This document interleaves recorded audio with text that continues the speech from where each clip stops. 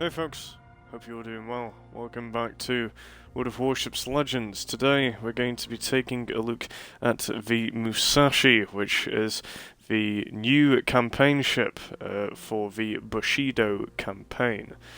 Now, the Musashi is an interesting ship, to me at least. It's for Japan, it's the new Tier VIII Premium battleship, and this is the sister ship to the Yamato, with obviously some differences. So let's take a look at the ship and let's begin with the overview. Now, the Musashi is a Yamato-class battleship, and it's Yamato's only sister ship to be commissioned. Just like Yamato, Musashi was the biggest warship of World War II, and upon completion and contrasting her subsequently modernised sister ship, she had more powerful secondary battery guns but weaker anti-aircraft defences. She entered service in 1942 and there were 4 ships in the series. So, basically what this is a Tier VIII Yamato with obviously some quite somewhat big differences, notably being in the secondary batteries. Now, we can see here that the majority of the buffs that this has is being an ironclad, having a above average armour thickness, having superior HE damage, and having big guns, which is pretty much what the Yamato has. You've got to keep in mind that this is a Yamato-class battleship, and but essentially, it's going to share many similarities with it. So if we take a look at the armour, for the most part, the armour is pretty much nearly the same as the normal Yamato. It is based on the same body. However, where it comes to its differences is definitely in its secondary weaponry. Now, first off, it has its 460mm guns, which is the same as the Yamato, the exact same actually, so you're going to be packing the same punch pretty much as the normal Yamato. Now, the differences come in with its secondary weaponry and anti-aircraft defences, because you'll notice here on the side of the ship we have a good big old turret here, which is usually on one of the cruisers, and it's a 127mm Type 89A1 gun. Oh, sorry, not a 127, 153mm 30er type. Just looking at the wrong one there. But pretty much, it's a heavy cruiser gun that's on this thing, and if you look at the normal Yamato, you'll see that the whole side of this deck is plastered with anti-aircraft guns, and this one isn't, okay? So you're trading off that anti-aircraft protection with having somewhat better secondary weapons, which is, it's an alright trade-off. However, given that you're not going to be getting up close and personal on this thing, because it's, well, a Yamato-class battleship, I don't know if the trade-off is really that great. Now, in terms of AA defense, it's not to say that it doesn't get any anti-aircraft defense. It still gets a pretty decent amount of it. However, obviously, it's not as much or as good as obviously that of the normal Yamato.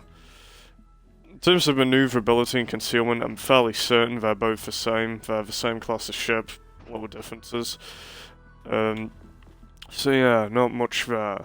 Now, given that the ship is obviously better in terms of secondary weapons than the normal Yamato, you probably could, in a way, run this with a secondary build, or a brawler build at least, and see how that goes, because it might open up new opportunities for the ship if obviously you're not going to expose your entire side and get your citadel absolutely nailed here. But it could open up some pretty interesting opportunities if you replaced the catapult fighter or spotter with obviously the enhanced secondary targeting. And of course you've got kind of all the secondary modifications that you can go along with here as well. So obviously that's something that you could obviously try out and go along with. I haven't got the ship obviously, because I don't outright buy them as soon as they come out.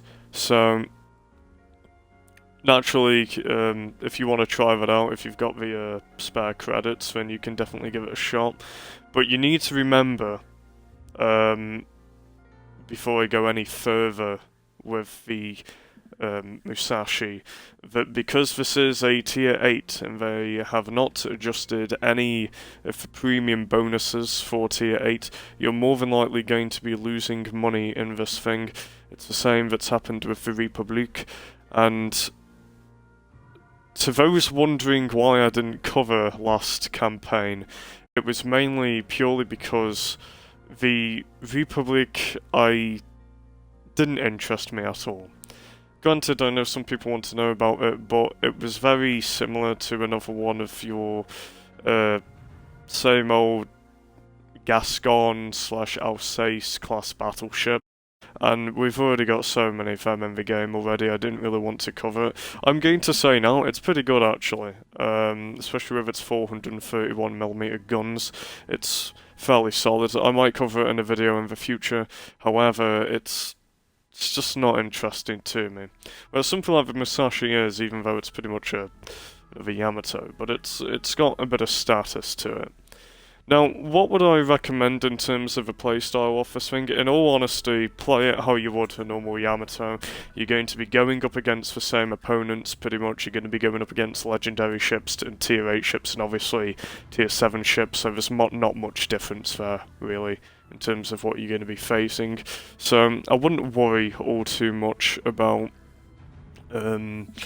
kind of playing this thing completely differently, because it's going to have the same playstyle as the Yamato. Now, the nice thing about this campaign as well, as I'll also mention here, is you get a unique flag with it, which is very nice, and I like that with the campaigns. We didn't have it last season with the Republic, which was sad to see, but I'm glad that we've got it back now, and I hope that it's something that we're going to see more frequently throughout the campaigns in the future. Another thing I do want to also say and kind of give my thoughts on is that I'm really hoping that every single campaign ship from now on isn't going to be Tier 8, because I like to be able to play my ships that I get from campaigns if they're alright and I enjoy them, and I don't like having to pay an extortionate service cost that pretty much wipes out the whole point of playing the ship. It can be fun, but if it's going to get to the point where I'm having to lose money to play the thing, I'm sorry, I'm just not going to touch it. So, I'm hoping that we'll either see a change in the economy of Tier 8 ships, or at least we will sort of have the, that we'll have more Tier 7s and lower tiers, of course, in the future. I also want to say as well that it's a shame that we haven't got our Japan-themed port in the background. It's a bit annoying having the fjord. I mean, there's nothing wrong with it, but I mean, it would be nice, considering this is a Japanese-themed campaign, to have it set in the Japan port. But there's a few gripes. I've kind of spoke more about what they've added in this sort of campaign rather than the ship itself, but there's not really much to the ship to cover, really, bar from it's just another Yamato that's just got a few differences to it, and it's a tier lower. Not that it really makes much of a difference, though, in terms of enemies. What I'm also going to do now, starting on the channel, is I'm going to start covering the weekly missions as well, just to give you guys a bit of a heads up in case you want to start it, or in case you're wondering about what the missions are and if they're hard to complete. Thankfully, for those that want to know, catch-up is on, so you have plenty of time to get these done, although I nearly didn't get the Ambassador campaign completed last time because I nearly ran out of time. Anyway, enough about last campaign. We're on this campaign now. Let's hope that when we actually obtain the Musashi, she's got a few unique playstyles to either play it as a Yamato or as a maybe close-range brawler with those guns. Apart from that, I hope you have enjoyed the video, and I hope you all have a lovely day, and I'll see you in the next one.